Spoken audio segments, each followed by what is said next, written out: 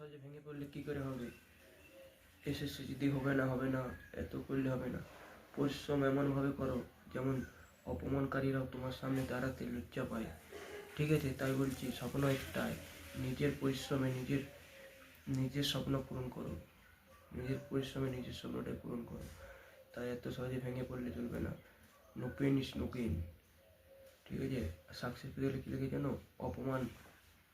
Success পেতে গেলে অপমান, খারাপ সময়, এই নিজের প্রতি আত্মবিশ্বাস আর প্রচণ্ড জেদ, ব্যাস কনফার্ম সাকসেস তুমি পাবেই একদিন।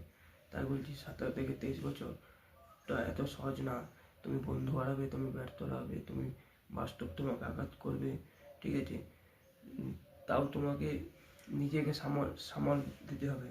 তাই কোনো কিছু তৈরি না করে শুধু একটাই ভাবনা, এসএসসি 2026, কোনো ভেঙে পড়ার কিছু কারণ নেই। Best of luck.